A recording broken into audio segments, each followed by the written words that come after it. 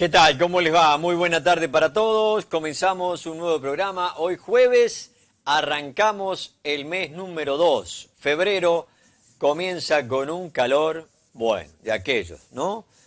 Pleno verano, estamos en época, pero se está haciendo sentir el calor, ¿eh? El sol bastante fuerte y nosotros acá compartiendo el programa y esperando que ustedes desde casa también hagan lo mismo, estén interactuando con nosotros como lo hacemos siempre en una nueva jornada de imagen regional.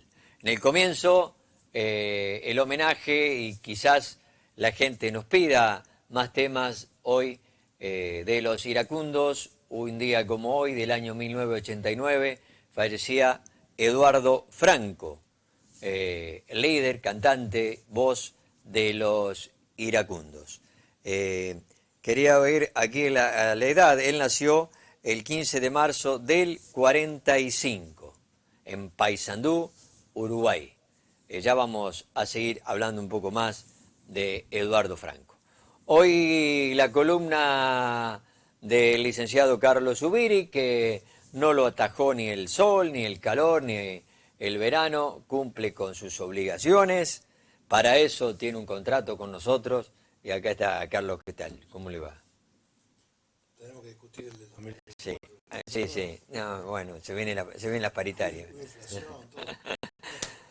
Dije esto porque el título un poco de sonrisa, porque dice aburrimiento controlado versus desorden creativo, el título de hoy.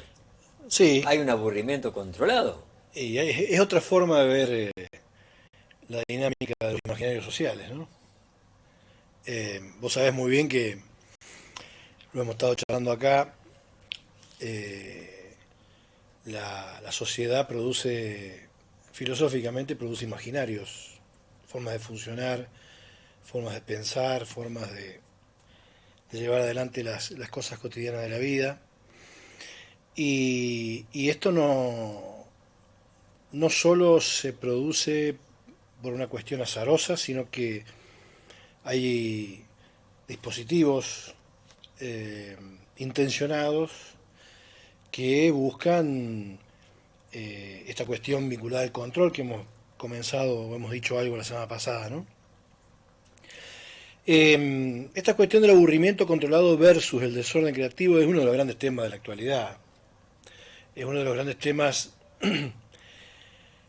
de nuestro ámbito de la psicología. Vos sabés que la psicología es el ámbito donde nos encargamos de las cuestiones del ser humano, donde no solamente las personas tienen que fantasear con un psicólogo atendiendo la salud o la enfermedad de un paciente, sino con la ocupación de, de tratar, que está vinculado con tratar de potenciar aspectos subjetivos que puedan seguir creciendo en el ser humano, ¿no?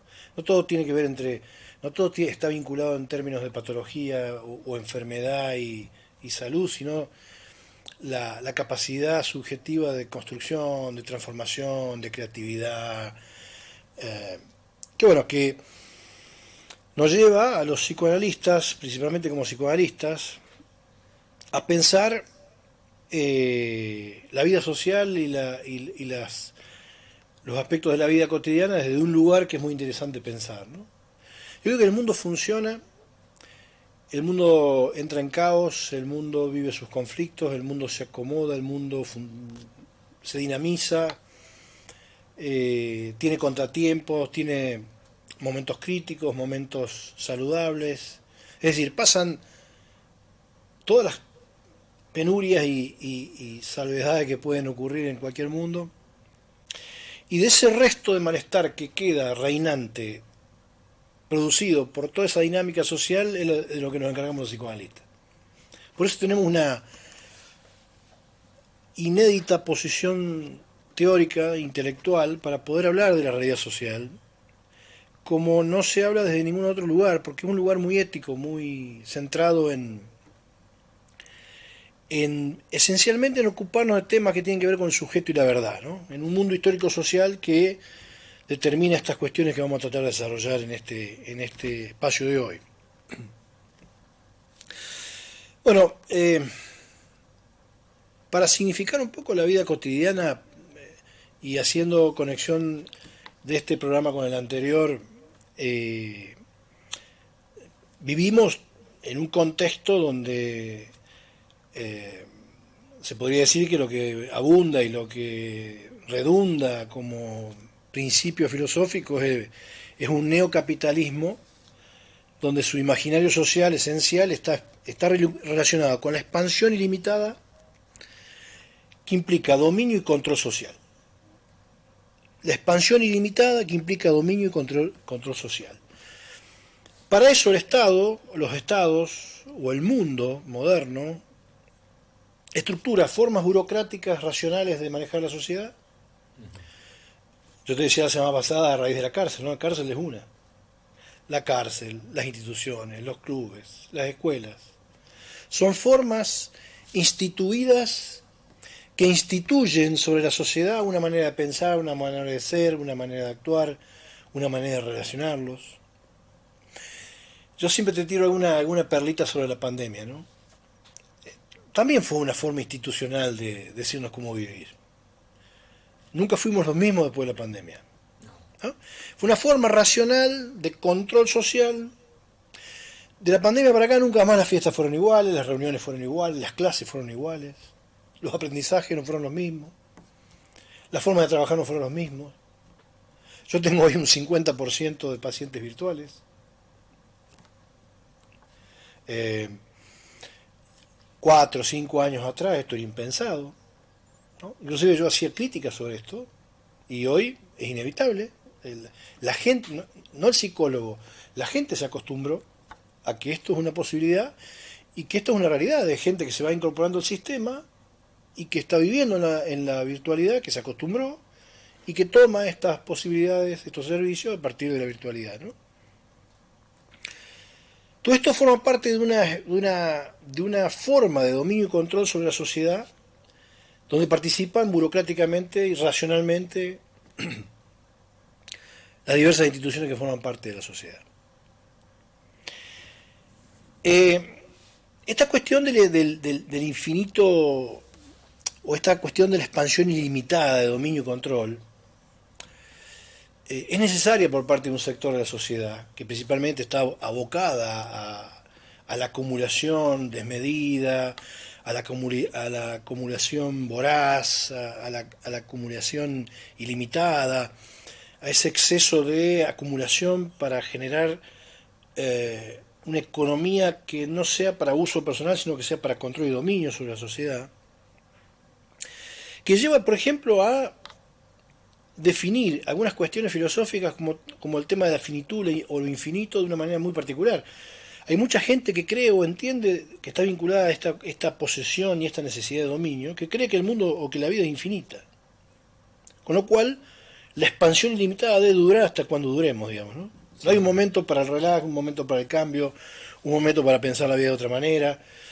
Quienes están en la neurosis obsesiva, anal, precaria, de constituirse a partir de la producción desmedida, irracional y en lo posible haciéndole mal a alguien, tienen la vocación de pensar un infinito, que Hegel decía que era un infinito malo, ¿no? Porque esta sensación de que lo que podemos hacer lo podemos hacer hasta el infinito es una situación que nos permite detenernos a pensar que, por ejemplo, entre esa dinámica que le otorgamos de locura acumuladora, alrededor nuestro hay gente, otros.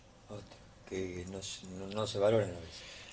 ¿Por qué titulo aburrimiento controlado versus desorden creativo? Porque toda esta burocracia de dominio, de control y de excesiva burocratización de la vida cotidiana ordena, pero aburre. Ordena, pero aburre. En psicología todo lo que tiene que ver con el orden, el control, el maniatar el psiquismo, la psicología, las posibilidades personales, aburre, aquieta, adormece, inhibe, quita potencia a la capacidad subjetiva. Es decir, son todos elementos necesarios, es un aburrimiento controlado, pero a su vez intencionado, para que la gente, a ver, vamos a decirlo para que la gente lo entienda. Hay un sector importante que está en una locura acumuladora, grandes movimientos sociales del mundo, que necesita que haya gente que esté aburrida y que en lo posible no se queje. Por eso la educación no es transformadora, por eso las cuestiones subjetivas no son transformadoras, por eso no hay próceres en el siglo XX, por eso no hay próceres en el siglo XXI, por eso no hay gente que sea capaz de desviar el rumbo de una conversación hacia un sentido que tenga que ver con un sentido social importante. Y aparece el control burocrático y aburrido como una forma de oponerse al desorden creativo. Los grandes creativos tienen un lado de desorden. Y el psicoanálisis, de alguna manera, contribuye a esas ecuaciones que son ambiguas. Esto de pensar que las grandes cosas de la vida pasan por un montón de aspectos que en realidad creemos que controlamos, pero que no controlamos. Desde que Freud descubre el inconsciente, nos damos cuenta que gran parte de las dinámicas que implican el funcionamiento del ser humano escapan al alcance consciente de una persona. Y de que el inconsciente se planteó como esta cuestión que está vinculada con lo imprevisible, con lo desconocido, quienes trabajamos dentro del psicoanálisis estamos también entendiendo que siempre hay algo del ser humano, siempre hay algo de la sociedad que se nos escapa. Siempre hay algo imprevisible, siempre hay algo desconocido, siempre hay algo que se escapa de nuestro alcance de análisis, siempre hay algo que va a quedar pendiente, siempre hay algo que va a quedar en el tintero, siempre hay algo que va a quedar sostenido en la atmósfera de la relación humana para que alguien lo retome y lo pueda hacer idea. No hay que tener miedo de vivir cierto descontrol que es necesario. Los grandes genios de la humanidad son toda gente que no conoce de este orden burocrático. Los Einstein no fueron burocráticos, los Freud no fueron burocráticos, los Newton no fueron democráticos, los Galileo Galilei no fueron demagógicos o burocráticos. Los grandes genios son aquellos que se animan a pasar ciertas leyes que no son legales, ciertas legalidades que no son éticas, que no son... Bueno, algunos de ellos fueron castigados por eso. Por supuesto, o sea, eso es parte de la burocracia social, la burocracia racional. Hoy no te salen a quemar como en la Inquisición, pero hay un montón de elementos. Por ejemplo, es muy difícil establecer criterios de genialidad en algunas instituciones públicas o en algunas instituciones donde viene reglamentado desde otro lugar cómo uno debe funcionar, cómo uno se debe vestir, cómo uno... Esta semana atendí a una paciente que es maestra y me decía, un día entró la directora y me retó porque los chicos no estaban con el uniforme. Esta tendencia a que creamos que podemos controlar a los chicos si están uniformados, si piensan todos iguales, si se visten todos iguales, si se paran todos iguales, si hacen la fila. Todas estas son medidas, son formas militarizadas de la educación que forman cabezas chatas. Tenemos la suerte de que hay maestras como esta que se quejan, que se hacen cargo del malestar y que en la queja establecen una relación de trinchera donde dan una lucha. Ahora, ahí te corto, Carlos, porque en mi época todos íbamos de guardapolvo, tomábamos distancia y había reglas que cumplir y la maestra te retaba y tenías que ir prolijo. Y eso no era, uno lo tomó y aprendió y se capacitó y muchos fueron grandes profesionales luego. Sí, es parte de la generación, es parte de la generación que ha creado este país hoy, ¿no? No lo fue tan bien. A ver. No, te pongo un ejemplo que me ocurrió. No lo fue tan bien. O sea, a ver. En la década de los 70 la autoridad estaba basada en el miedo, ¿no? Es decir, no es que la policía era una autoridad centrada, o el director de una escuela, o el director de una institución, o el director de un hospital. Había una verticalidad a partir de el miedo a una autoridad que era irracional y terrorífica. Entonces, ¿qué ocurría? Ahí lo que ocurría era un aprendizaje a partir de la obediencia. Eso trajo aparejado una generación de gente que no haya sido, no se permitió, eh, transgredir normas que no fueran legales, que es lo que nos pasó en los 80 para acá, ¿no? La gente que en algún momento le dijo al mundo internacional no vengan a dañarnos, es gente que quedó o presa o muerta, ¿sí? Los que se animaron a oponerse, ¿no? Después las cuestiones de método, bueno, eso es otra discusión, pero básicamente fue esa cuestión, ¿no? Y trajo aparejado, bueno, somos una nación que tiene una historia y que la dinámica de los diferentes movimientos sociales, de los imaginarios sociales de cada época, han ido generando el caos que tenemos hoy. Bueno, otro ejemplo clarito es el servicio militar, ¿no? Otro tema, ¿no? Sin Es, duda. es otro tema, pero bueno, vos si hablas de aburrimiento controlado y desorden creativo, el servicio era... Bueno, el tema que, para ejercer para ir a la guerra, hay que tener un ejercicio de autoridad autoritaria, ¿eh? Y seguir órdenes, porque te morís o vivís. Sí. Lo que pasa es que no podés preparar de esa misma manera para vivir. La vida es otra cosa. La vida no es una guerra. Y me parece que a veces cuando esta oposición entre aburrimiento controlado o desorden creativo se puede dar también en todo lo que son las psicologías dinámicas, creativas y profundas, con las psicologías superficiales, más conductuales, que están muy de moda ahora, que todo el mundo las consulta, que vos las has nombrado, ¿no? Los famosos coaching, cognitivismo conductual, las constelaciones. El psicoanálisis te lleva a un punto de saber que tiene que ver con la profundización sobre uno mismo. A que vos te conozcas a partir de analizarte, conocer tu inconsciente y saber que en ese análisis hay un montón de elementos que están inacabados. Que te empezás a sanar cuando te das cuenta que no vas a controlar tanto lo que crees que vas a controlar. Las otras tendencias tienden a mistificar sobre la inseguridad humana esta idea de podemos tener una receta para controlar lo que queremos que vamos a controlar, que en realidad no se controla. Y en lugar de acercarnos a un saber interno, personal, nos acercan a una información. Vos con la constelación tenés una información de tu historia, pero no tenés la experiencia subjetiva, afectiva, que te conecta con los diferentes elementos que te han permitido ir enlazando elementos de esa historia para llegar a la actualidad. Eso es una historia que únicamente la esbozás o la analizás haciendo psicoanálisis. ¿Qué quiero decir con esto? Que son dos formas de ver al sujeto. Una es verla de una capacidad potencial profunda, con capacidades transformadoras, y otra es verla como un elemento donde se pueden modificar algunas conductas, con algunos condicionamientos, tratando de aconsejar. Nosotros no aconsejamos, por ejemplo.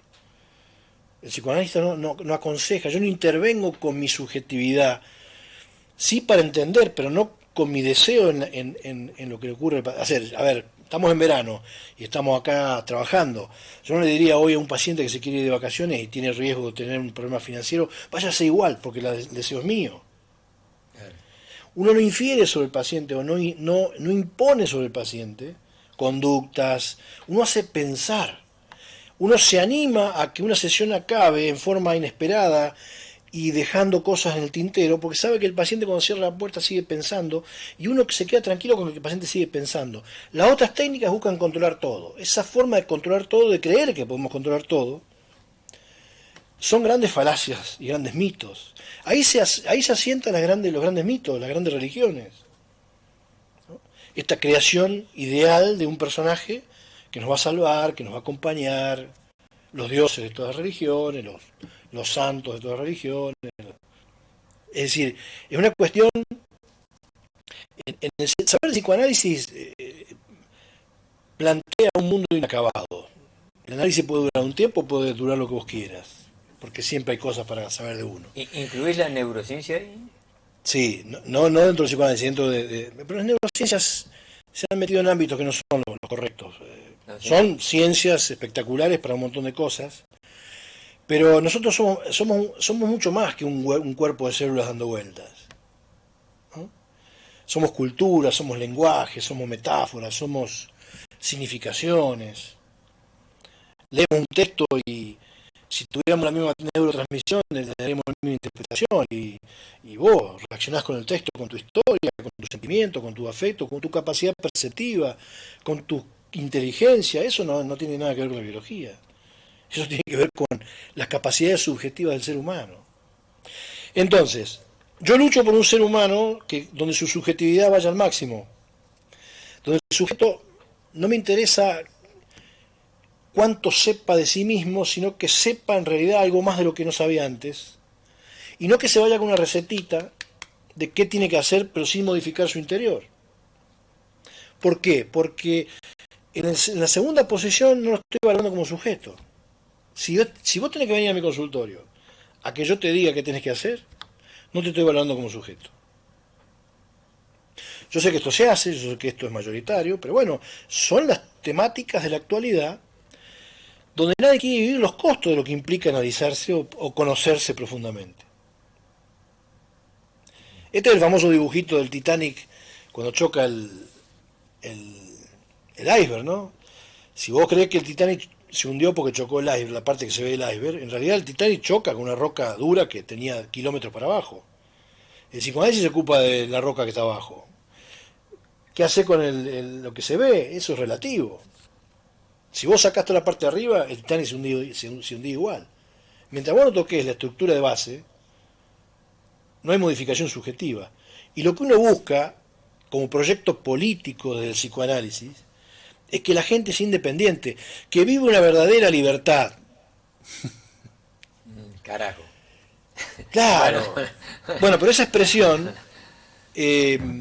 la contradice en sí misma. La libertad es interior, Luis. Los límites son interiores.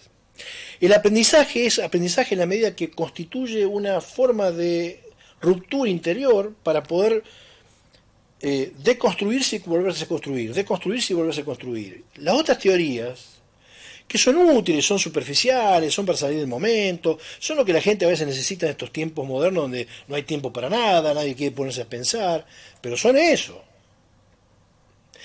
Y la burocracia, para esta burocracia racional de control social y demás, es mucho más económico en términos psicológicos, que vos andés por ahí con una receta de una medicación callado la boca, a que tengas capacidad subjetiva para pensar y confrontar. Esto si lo hacemos, a ver, yo la semana pasada te decía que es la droga a nivel social. La droga es un flagelo inevitable, porque forma parte también de una institución. Cuando digo institución, es todo aquello que instituye una manera de ser, de vivir y de pensar, que calma a un montón de gente que de otra manera sería un problema. En Argentina, con los niveles de dificultades que vivimos, con el nivel de frustración que se vive, con el nivel de impotencia que se vive, si no hubiera los márgenes de droga que hay, sería un caos. ¿Querés que te lo firme? Entonces, ¿cómo vas a combatir algo que te está dando un poco de paz? Y esto la gente que está arriba lo sabe, lo evalúa. Entonces, hay una cuestión que tiene que ver con profundizar o tiene que ver con seguir pasando la franela, que termina siendo aburrido, ¿no? Porque todo lo que tiene que ver con control, con querer controlar, termina siendo aburrido. Y la creatividad, la capacidad subjetiva, la profundización para transformarse uno mismo, implica cierto desorden, cierta crisis que es necesaria y que es vital para el ser humano, ¿no? Me parece que por ahí va tengo para dejarte como una alegoría final. Mira, cuando nosotros éramos chicos, yo habré tenido 10, 11 años, mis primos, éramos 9 primos, del lado de la familia Zubiri. Mi padre eran 3 hermanos, mi padre y 2 hermanas, y de esos 3 hermanos surgieron 9 primos. Yo era uno de los más grandes, el tercero de los 9. Entonces, los 3 primos más grandes, generalmente teníamos una costumbre en la familia que era irnos al campo. nos íbamos al campo y a pasar el fin de semana, íbamos con mi abuela, con los padres, íbamos a pasar las fiestas, una casa familiar que había en el campo. Y lo primero que hacíamos como ritual era ir a buscar el alazán. El alazán era un caballo que teníamos en el puesto de la persona que trabajaba en el campo, que era un caballo que se usaba para arrear, para trabajar, un caballo manso, bueno. Yo lo monté infinidad de veces. Yo ya con 11 años andaba muy bien a caballo, habíamos andado mucho a caballo, mi primo Sebastián también. Entonces íbamos, caminamos 2 o 3 lotes que hay hasta el otro puesto a buscar el caballo y nos veníamos a caballo y traíamos el caballo al cuadro de la casa. La casa tenía 1 hectárea con un cuadrado y traíamos el caballo, entonces todos los primos andábamos en el caballo de la San. Entonces los 2 más grandes o los 3 más grandes teníamos la función de o subirnos arriba del caballo con los primos más chicos y subirlo y llevarlo de una vueltita por alrededor de la casa, o a los otros más grandes los dejábamos subir, que dejaran agarrar un poco la rienda, nosotros agarramos la rienda de abajo y le dábamos una vuelta. La cuestión es que la alazán andaba de las 10 de la mañana hasta las 5 de la tarde alrededor de la casa, llevando chicos, aguantando gritos, llevando nosotros, llevando, ¿sí?, por alrededor de la casa. En un momento de uno de esos días, se me ocurre a mí salir con el caballo para andar a caballo a campo abierto. Cuando abro la tranquera, a los 50 metros se me desboca el caballo, ¿no? Al punto que, bueno, que pierdo el control, con 10, 11 años, no tenía el cuerpo que tengo ahora, y termino tirándome del caballo porque se me descontroló y me tiro a un trigal, que en esa época eran altos trigales, eran amarillos oscuros, y era alto, me acuerdo que era alto el trigal. Y, y bueno, pego un golpe de aquellos, ¿no? El caballo no era malo, el caballo no era desordenado, el caballo no estaba loco, el caballo estaba cansado de que lo controlen. El caballo no estaba embotado de tanto control, de tanto encierro. Claro, una vez que vio. El ser humano necesita poder utilizar toda su inteligencia, necesita poder desarrollar toda su inteligencia, necesita poder desarrollar todas sus potencialidades, necesita conectar las potencialidades cognitivas con las afectivas, necesita hacer uso potencial de esa subjetividad que tiene, que no sabe que tiene, y no embotarse en una catralada de condicionamientos que le dicen cómo ser, sin ser libremente. Entonces, ahí radica la verdadera libertad, la capacidad potencial de usar nuestra propia subjetividad al servicio de la transformación de la vida.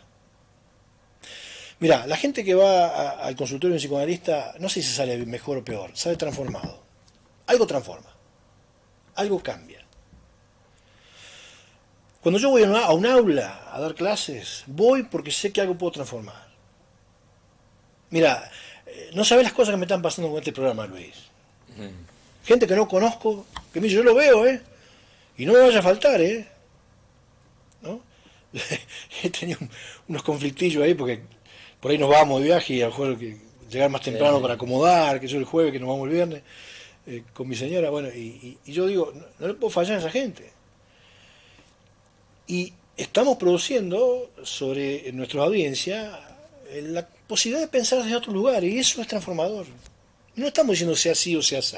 Ellos escuchan y lo que pasa allá, bueno, si no lo controlamos, está bárbaro. Sí. ¿Y quién gana? ¿El aburrimiento controlado versus el desorden creativo? Y el aburrimiento controlado tiene más poder, tiene todo un staff de dispositivos, ¿no? Pero poder, son aburridos. Y de poder. Son aburridos. Mirá, mis cátedras yo tengo 7 cátedras de clases. Yo soy profesor de filosofía, problemáticas socioantropológicas de educación, problemáticas en educación secundaria, psicología, filosofía en 2 cursos distintos, secundario y primario, ética y construcción ciudadana, bueno, y formación para la vida y el trabajo. Los programas de estudio que me manda la provincia y son para la mitad de medio año. La otra mitad la voy creando, con cosas que me parecen que son interesantes y con cosas que creamos junto con los chicos, para hacer de ese ámbito del aula un ámbito de transformación subjetiva. ¿Y cómo te das cuenta de eso? Y te das cuenta porque te empiezan a considerar hasta los chicos que no te dan, que nunca les has dado clase. Se acercan. Vos te pones a leer un libro en una sala y se acerca el chico primer año, que yo no lo conozco. Entonces, tenemos que tener la disposición honesta por valorar al ser humano en toda su expresión y poder montar un espectáculo interesante en cada rincón o en cada espacio que nos toque actuar.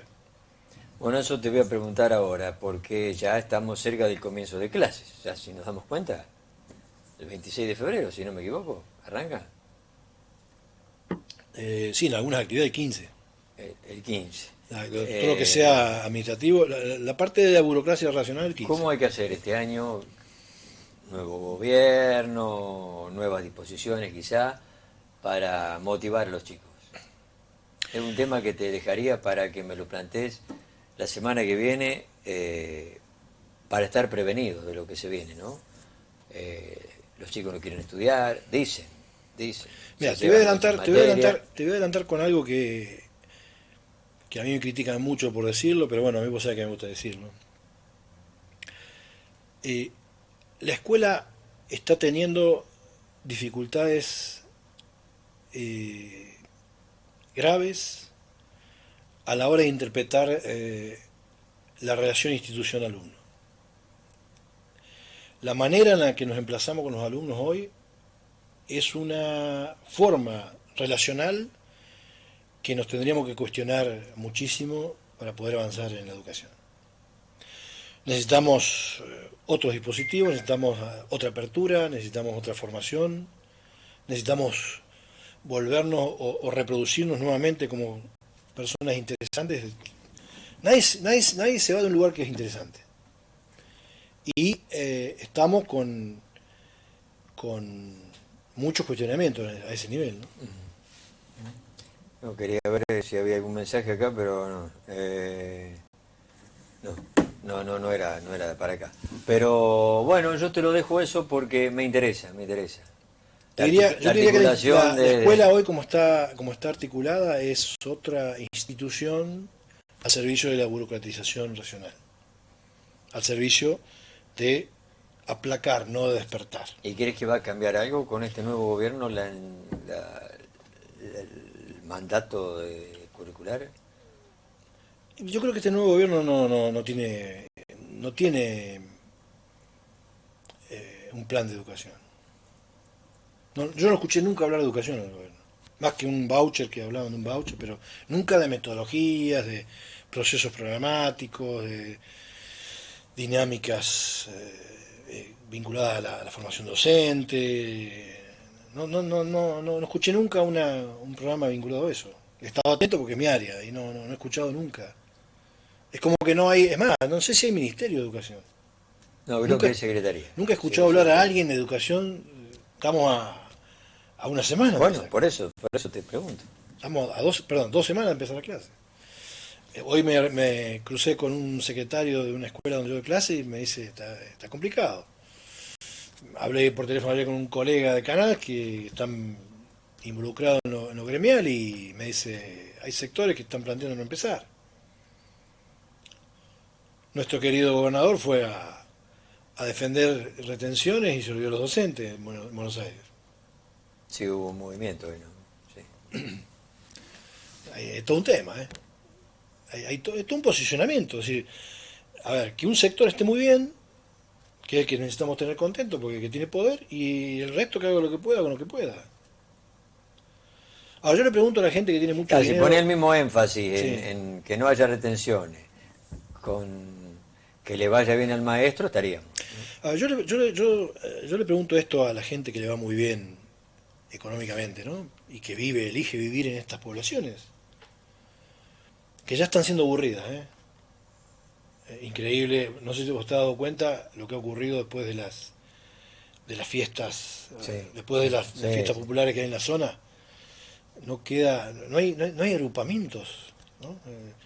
Todo esto trae aparejado la forma en que vivimos. Bueno, pero estas poblaciones en las cuales uno elige vivir, Una persona que está trabajando todo el día, que gana bien, que tiene un buen pasar, eh,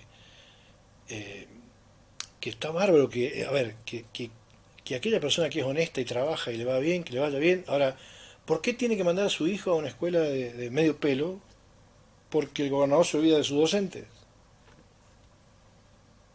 ¿no? Eh, yo si tuviera un poder adquisitivo superlativo, iría personalmente a decir al gobernador, che, no te ocupes tanto de mí, ocupate de los docentes porque yo creo que mi hijo salga pensando del Ledesma, salga transformado. Bueno, son opiniones, ¿no? No, no, no, no, pero... Pero es muy grave. Hoy un docente, Luis, hoy estuve revisando unos libros para comprar. Y hoy de los libros que yo compro, a ver, este libro, Sujeto y Verdad en el Mundo Histórico Social, ¿no? De Castoriadis, un libro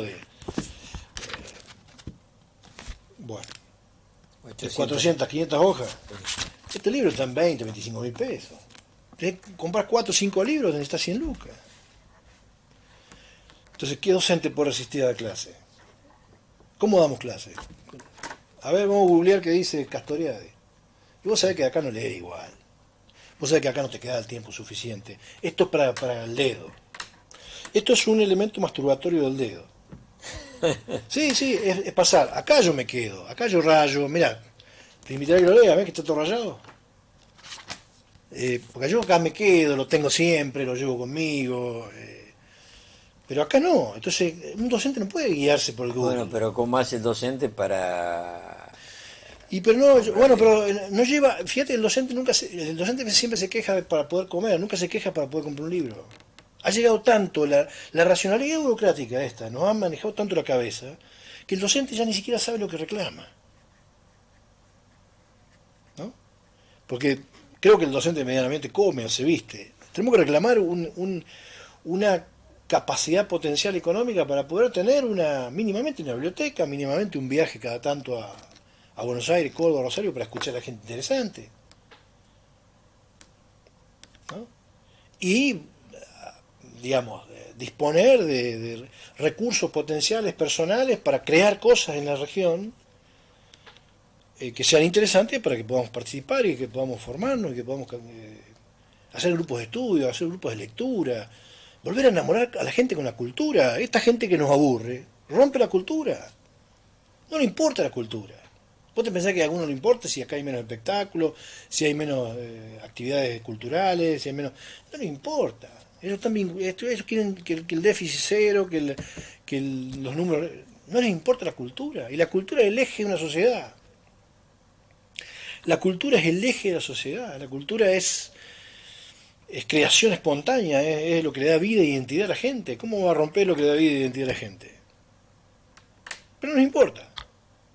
No hay ningún proyecto neoliberal que se ocupe de la cultura. No hay ningún proyecto neoliberal que se ocupe de la cultura. ¿Por qué te pensás que todos los grandes artistas de la humanidad... Acá vino Roger Waters, no puteen a Fito Páez, vino Roger Waters, inglés. Vino Sting a cantar con las... ¿Te acordás con las abuelas de Plaza Más? Sí. Son artistas que no tienen por qué ser zurdos del día. No, no son zurdos, son gente capitalista, pero que entiende que hay muchas cosas del hombre que no son económicas. El utilitarismo, vamos a hacer lo que es útil, vamos a hacer lo que es rentable, vamos a hacer lo que nos da dividendo. No se puede vivir la vida pensando nada más que en eso. Vamos a hacer lo que nos divierte, vamos a hacer lo que nos genera cierto desorden creativo. Lo Bueno, otro los aburre. artistas están enojadísimos. Y sí, porque... no, porque hay alguna gente que lee artículos o escucha, que no ve Imagen Regional, que mira otros canales Sí. malos de Buenos Aires, repite que el hachet de Fito Páez. ¿Usted cree que Fito Páez necesita cobrarle al Estado para poder vivir? ¿Vos sabés lo que cobra Fito Páez en ahí por mes? No tenés idea. Nosotros que hemos andado en un espectáculo con Loro Blanco, no tiene ni idea la gente lo que dice. Fito Páez podría sentarse en su casa con lo que cobra de Sadaí nada más. Tranquilo, ¿qué va a necesitar un cachet para ir a cantar de Milei o de Cristina o de quien sea? No, no podemos ser tan chatos de decir semejante falacia. porque el tipo tiene una orientación, para un lado, para otro, para lo que sea, ¿no? Pero hay gente que está mal porque se va acotando el ámbito de la cultura, se va acotando el ámbito de la cultura, y la gente que viene atrás, Luis, nosotros ya somos grandes y estamos de alguna manera educados, pero la gente que viene atrás se acostumbra a vivir sin esto y cree que esto no existe.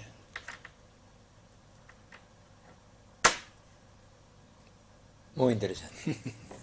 Carlos, ¿viajaste o no? No, al final no viajé. No, no me viajaste. voy este fin de semana. ¿Este fin de semana? Sí, sí. Bueno, pero el jueves estás. Sí, sí. Bueno, me gustaría ya empezar a hablar de la... Fíjate cómo creo yo mi desorden. En vacaciones no trabajé el lunes y viernes. Y me voy tomando de a 4 días. Entonces en lugar de irme a 15 días, que medio me aburre, ¿no? Me voy a diferentes lugares 4 días. Más lindo. Si surge, si no surge, no. Por ahí surge quedarme con unos amigos acá a hacer algo. Vamos creando, vamos armando.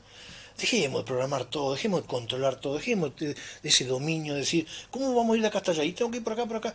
Mira, tengo 55 años, hace 30 años soy docente. Nunca en mi vida, no soy de hacer juramento, pero te juro por mis hijos, ¿no? Nunca en mi vida planifiqué o programé una clase. Lo que son mis directores saben. Nunca como yo acá. En mi vida. Nunca programé. Sí, sabía el tema que tenía que dar. Cuando voy a dar una charla, por ejemplo, por ahí, sí, llevo un tema, llevo un temario, pero después por dónde voy a arrancar, por dónde voy a... Me encanta la creatividad del momento. Un arranque, un medio y después la creatividad del momento, lo que uno va viendo, ve los gestos de la gente, ve por dónde hablar. A ver, crear es fantástico, imaginar es fantástico. Procesar esta capacidad imaginativa que tiene la mente, que es lo más hermoso que tiene el ser humano, es lo único que nos hace libre. Mirá que Pedro se enoja de que yo improviso, dice. Está bien. Escucha, me está protestando. No, yo soy un estudiante de 30 años, o de 55 años, Pedro. Dice, no, voy a improvisar. Dice, bueno. Yo sigo estudiando, hoy estudio igual que cuando estaba en la facultad. En la facultad 6. Bueno, yo hace 20 que improviso. Está bien. Bueno, Carlos. Mirá si le dijéramos a Maradona y Messi que fueran burócratas sí. Controlados. Claro. A Maradona sobre todo. Claro. Sí. Pero está ganando el aburrimiento controlado. Está en todas las áreas de la vida. Yo lo tuve a uno de mis hijos en el fútbol infantil, de AFA, ¿no? En Newell y en Talleres. No vi un solo profesor de inferiores. Mirá que yo me gustaba ir, escuchar, yo me metía, soy metido. Una vez me echaron allá del hotel de Bielsa, porque me metí para ver el predio allá, que no se puede entrar, bueno, en el Newell. Bueno, nunca vi un profe de inferiores decirle a los chicos, jueguen y diviértanse. Bueno. Sean lo que tengan que ser. Escuchar acá cuando yo hablo de eso. Les dicen, hagan esto, hagan aquello, hagan esto, no echen el centro si no viene el 9, no echen esto, no hagan... Nunca le decían, si vos tenés el campo libre, dale para adelante y sos rápido, hacelo gol. No, hagan esto, todo el método, el control, el dominio. Le van quitando la creatividad a la gente. Ya no es creativo. ¿Por qué si no juegan más con 10 los jugadores de fútbol? Claro. Porque no es más creativo. El último jugador de fútbol, Bochini y Riquelme, sí. Se divertían. Bueno, ahora apareció un chico ahí en River de 16 años que bueno, de la cuarta saltó a la primera. Bienvenido sea, los chicos que traigan desorden creativo. De la cuarta, no jugó en reserva. Que traigan desorden creativo. Eso es lo que hay que apostar. Necesitamos gente inteligente. Ya te dije hace dos semanas atrás, estamos frente a la caída de la inteligencia, estamos frente a un mundo donde... No, lo dijiste hace mucho ya, que el poder no tiene educación. Totalmente. Carlos, muchas gracias. Dale. Hasta el jueves. Nos vemos. ¿Libertad va a clasificar? Sí. Y vamos a ver, inesperado, hay que ver. Hay que ver. Vamos a la pausa. El licenciado Carlos Zubiri pasó por los estudios de imagen regional como todos los jueves. Ya venimos.